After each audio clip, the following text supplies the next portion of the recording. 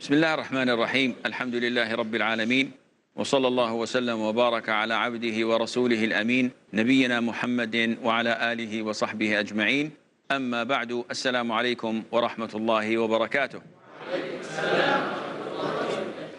We're still discussing the final major fiqh rule. Customs are binding. Al-'adatu muhakkama. And we spoke about two sub-rules, and we tried to finish, inshallah, and conclude this episode if Allah Azza wa Jal wills and makes our affairs easy. The third sub-rule is إنما تعتبر العادة إذا اضطردت أو غلبت. And we took this before. A custom is only considered when it is consistent and established, which means that if a custom is known only for me and you, not in the community, this is not considered to be established, and it is not consistent. So it has to have the consistency among the society. For example, in my community, it is well established that if the marriage contract between a man and a woman is written, this is zawaj or aqd al-nikah. As long as she is still in her father's house, the man is not allowed to have any illegal. It is legal because she is his wife. But because she is still in her father's house, he cannot have with her intimacy as a man and a wife, though she is his wife. If one of them dies, what will happen? He will inherit the other. She becomes halal for him. He is her mahram. He can sit with her, he can touch her, she's his wife, but not to have intimacy. Why? Is it haram? Quran and Sunnah? No. But because the customs are binding and because the people have taken this as a consistent custom, then it is not permissible. Maybe in America, the custom is different. If someone marries a woman, immediately she becomes his wife, even if she is living with her family and he's living with his family. So as long as there is agreement, as long as the guardian gives permission, this is okay. Otherwise, the customs is not. Why? It's a very big possibility that they may have intimacy and she becomes pregnant and the boy dies or he divorces. And the people would say, she conceived of haram. The wedding did not take place. How did she conceive? So for protection and for minimizing the harm, this is prevented. Fourth rule is العبرة للغالب الشائع لا للنادر. العبرة للغالب الشائع لا للنادر. Consideration is given to what is widespread, not to the exception.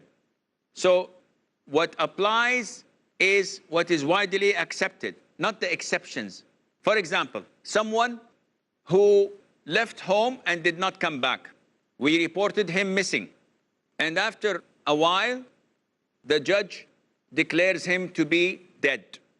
So the woman is a widow, inheritance is distributed. One would say, no, wait, this is not right. He might come back. So there is a possibility that he might come back. If he is 40 years old, 50 years old, then this is acceptable. But if he's 95 years old, then consideration is given to what is widespread, not the exception. The exception, if a 95 years old goes missing, that he's finished, expired. He had died somewhere. But a 40 or 50 years old, no, the possibility is much less. So you do not apply the exception because the consideration is given to what is widespread. And what is widespread is the 95-year-old, when he goes missing, the chances of him returning are negligible. Rule number 5, al-kitabu kal-khitab.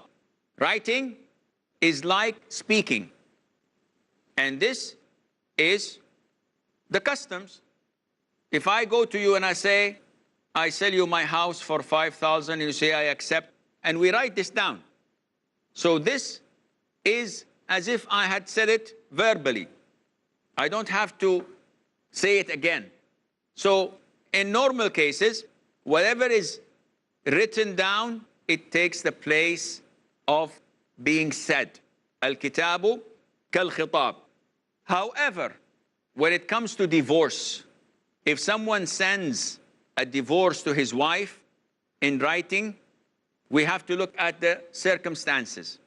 So if there is nothing wrong between them, and he simply writes an email, you're divorced, or he writes it on a piece of tissue or a paper, and she sees it, is this considered to be divorce? Scholars say, depending on the intention. If his intention was to divorce, it's a divorce. If the circumstances were encouraging to interpret it as divorce, it is a divorce. What do you mean by circumstances? They've been shouting for the past 5 hours. You're a donkey, you're a mule, you are a dog, you are a cat. And they're shouting and pulling each other's hair. After 5 hours, he takes a pen, a piece of paper, he says, you are divorced with a capital D. And then after half an hour, he says, no, I didn't mean it. No, we do not accept this. The circumstances state that he was divorcing. In normal circumstances, the divorce doesn't take place unless he intends it in writing. But if he says it, then it happens. If it's clear cut, if someone says to his wife, I love you, but you're divorced, then this is divorce. In Arabic, taliq means divorced, but it also means untied. So if someone comes and finds his wife wrapped up in ropes and tied, so he removes the ropes and the chains and he says, Alhamdulillah, anti taliq. Now this is not taken as divorce because he is saying it in a linguistic term, so it doesn't take place. But in writing, it depends on the intention and it also depends on the circumstances. Number 6, al-isharat al-ma'huda lil-akhras kal-bayan bil-lisan. A person who cannot speak, his sign language is like talking to a normal person. And this is customs are binding. Now, if someone is mute, he cannot speak, how can we accept from him selling and buying, marrying? In marriage, what are the pillars of marriage? Al-ijab wal-qubul. What is al-ijab? When the father says, I give you my daughter in marriage. Qabul is acceptance, and the man says, I accept. So the mute goes to get married, and the father says, I give you my daughter in marriage. And he says, no, sorry, no marriage. You have to say, I accept. He cannot say. And therefore, the ease of the Sharia makes it sufficient for him to sign, to give a sign. Yes, okay. The poor thing doesn't know what awaits for him, but alhamdulillah. And also in selling and buying. In selling and buying for someone who cannot speak, because normally speaking, also transactions must be having these pillars, al-ijab wal-qabul. So the seller says, I give you my watch for 500 riyals, and you say, I accept. For someone who cannot speak, this is not applicable, so the sign would do the job, inshallah. 7th and 8th and 9th, they all go in the same meaning. So this is wholesale. Al-ma'rufu urfan kal-mashruti shartan. That which is known by custom is like that which is stipulated. Number 8, at-ta'yinu bil-urf kat-ta'yini bin-nas. Specifying via customs is like specifying via the texts. And finally, 9, al-ma'rufu bayna at-tujjar kal-mashruti baynahum. What is customary between traders is just like what is stipulated by them. And all of this has the same meaning, in the sense that whatever we agree upon, whether we're traders, we are professionals, we're doctors, the people, this is all considered to be part of the customs, and it becomes binding. I go to a place that sells furniture in parts, And the customs in the area we live in, that if you buy something that is in parts, it has to be installed by the company. So I go and I buy worth of so much money. I give the money, they give me the receipt, and I say, okay, when are you going to come and install it, assemble it home? I said, no, we're not doing that. We don't do that anymore. I don't know how to do it. Said, you have to pay something extra. No, I'll take you to the police. And the police comes and the judge comes and he said, yes, this is the norm. This is a custom. So you, as a seller, as a shop, it is your duty to do it. So this becomes a law. This becomes part of the things that are binding on the people. Likewise, it is something stipulated. It's a custom. If I rent a car, then I have to use it as it is custom. If someone rents a car and puts into it 3 sheep and 1 cow and 10 chickens, and he takes it to the farm, is this part of the customs? No, then this has been something out of the customs, and he has to pay extra and he has to be fined for that. Likewise, someone marries a woman and everything was done. After the marriage was consummated, the woman says, where is my dowry? Where is my mahar? He says, here is 100 riyals. She said, what? I was expecting 100,000 riyals. So they have a dispute. What to do? We ask the country, we ask the city, what is stipulated among you? What is known to be the customs and the condition? Any woman who gets married, she gets a dowry of 30,000 riyals. So it's not 100 and it's not 100,000. So this is what's to be given to the wife, because this is what the people agree upon to be the customs and becomes a law. We have a short break. Stay tuned and inshallah we'll be right back.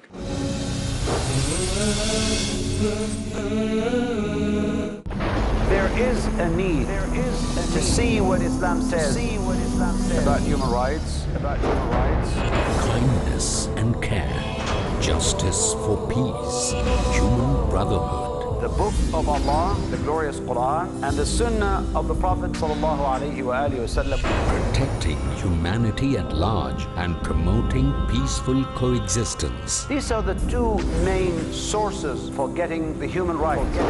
Dr. Ahmad Ibn Saifuddin. Islam has come with a complete system of protecting human rights under the Sharia.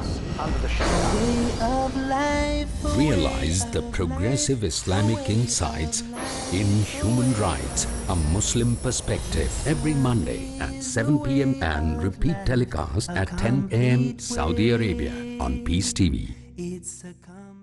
Peace TV presents over 100 million viewers at one of the largest peace conferences in the world, addressing a sea of spellbound spectators. Over 30 world-renowned orators on Islam with credentials impeccable. The truth of Islam. Deen is your way of life. It is our duty, our obligation. By following the Quran and Sunnah, we will give the message to one and all. With articulation exquisite. Read the book of Allah. Islam is the easy way. It's the simple way. remind each other. The Muslim is not a source of harm for other people. Collaborate with the people for good. This is the call of Islam. With the mission of spreading the truth of Islam. Do what you can to spread the word of Islam. Wherever we are, Live like a Muslim. Use your power. Allah is saying, why do you need anything else? This Quran is self-sufficient. only book on the face of the globe, the Quran.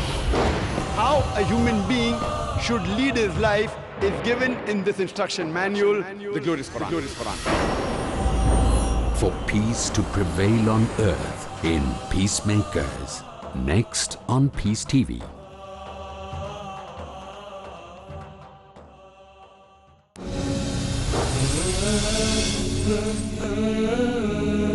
Assalamu alaikum and welcome back. So the final sub-rule from customs are binding is that لا ينكر تغيير الأحكام بتغير الزمان. ruling, changing in different eras should not be denounced. And this is a tricky rule. Now, do the rules of Islam change due to change of eras? There are two types of rules. Rulings that are stemmed from the Quran and the Sunnah, and these do not change. So never ever you will find someone telling you that intoxicants were haram in the past, but now, alhamdulillah, they're halal. Why? They'll say because in the past, when people used to drink wine and whiskey and get drunk, doors did not have locks.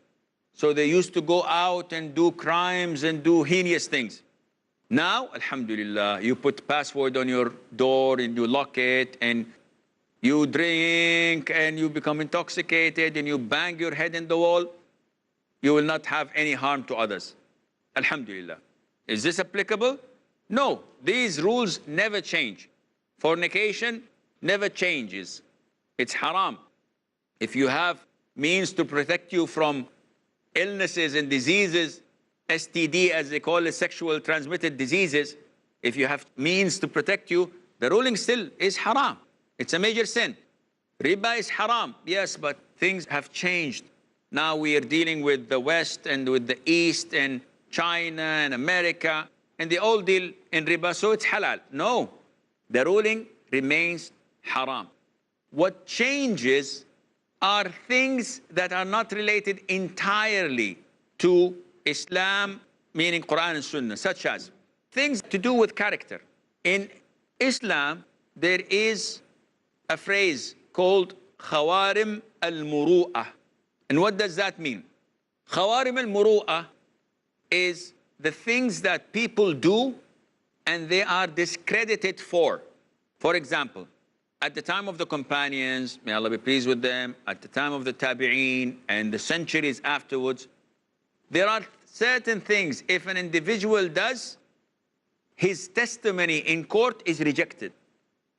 So for example, if someone shaves his beard and goes to testify in the court, the judge tell him, go out. Why? He said, you're not a man. What you're doing is not befitting of a man. Likewise, min khawarim al-muru'ah, at that age, if someone grabs a sandwich and eats it in the street, this was completely unacceptable. So you would not find a scholar or a judge doing this. Time changes. So what was prohibited or unacceptable because of the customs long ago, this may change. And that is why the rule is ruling, changing in different eras should not be denounced. You should not stop this because from one era to the other, things differ. Another example, you have all the right to change your mind if you buy something and when you see it, it's not like what you thought. This is a fiqhi rule, and that is why you have to visualize it, you have to see it. Long ago, they used to build the houses in the same shape. No decoration, no marble, nothing, no windows, no air conditioning. It's the same set of four walls with a ceiling. So, do you have the choice to reject after buying one of these houses? Scholars say no, because they're all identical. But now we have houses, villas, apartments, big rooms, small rooms, air-conditioned, not air-conditioned, looking city view or haram view or whatever view. So it's different. Do I have the choice if I buy something without seeing it to reject it? The answer is yes, as the scholars say. So rules change from one era to the other. Long ago, masjids were all the time 24/7 open. And this was the norm. This was the customs. Nowadays, the rule has changed. Why?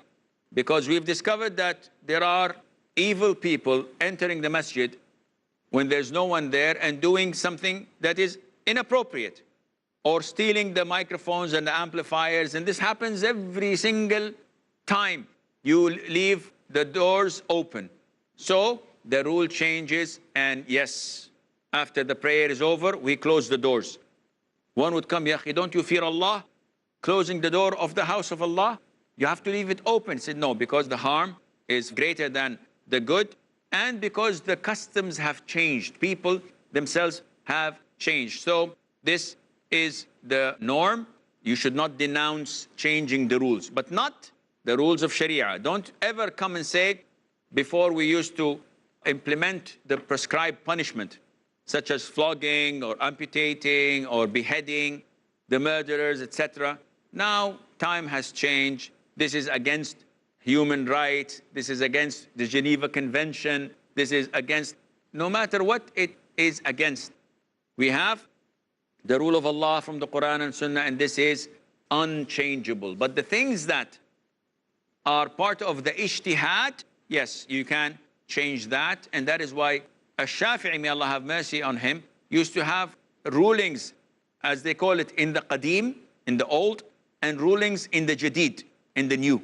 So when he was in Medina, or he was in Iraq and Sham, he had an old opinion. When he went to Egypt and saw the people of Egypt, he got a new opinion because he saw a different culture. These are in the things that deal with ijtihad, not with the rulings obtained from the Quran and from the Sunnah. So, do we have any questions? Yes, Umair. Sheikh, as we have come to the end of this workshop, what I want to ask is that, do we give precedence and preference to one rule over the other among the major 5 rules? And secondly, can there be any contradictions among the sub-rules between 2 rules? Okay. As I stated in the very beginning of the workshop, these are not 100% fault-proof. These are just to summarize knowledge and fiqh so that you can remember the rulings, generally speaking. Can they contradict? Definitely. Which one is the most important? Well, al-umuru bimaqasidiha. Actions are by their deeds. Controls most of them. When it comes to harm and inflicting harm, when it comes to certainty is not removed by doubt, always you will find that intention is the dominating factor. But can they contradict? You cannot say contradict, but you say that I give preference to one over the other because it's stronger and it's prevailing on that particular issue than the other. So these rules give you guidelines, and if you master them, they will immensely help you in the university, because you will take courses on this particular subject. And if you are zero in knowledge, you will find it as difficult as you found the workshop to be. But once you have finished it, of course, there are many, many sub-rules. Now, these are al-qawa'id al-kubra, and there are al-qawa'id al-kulliyah, or al-sughra. And there are sub-rules, again and again, it's specific. So many of them. We cannot have them all at the same time now, but this is your roadmap. Inshallah, and I guarantee you, if you master this and you go to your university and attend the course, that you will get a straight A. Because everything that he will say, you will find 95% of what we have studied, inshallah, azza wa jal. And it's a logical science. The more logic you have, and the more study of the fiqh in particular, and its detailed issues, the more you will find that things are more clear for you, inshallah. This brings us to the end of this workshop. As I said, that this is not everything that deals with the qawa'id al-fiqhiyya. There's so much to it, but I pray to Allah azza wa jal that we have benefited from it, and that it would help us in our pursuit in seeking the knowledge that gets us closer to Allah. Wallahu a'lam wa nisbatul ilmi ilayhi aslam. Wa sallallahu wa sallam wa baraka ala abdihi wa rasulihi nabiyyina Muhammad wa ala alihi wa sahbihi ajma'in.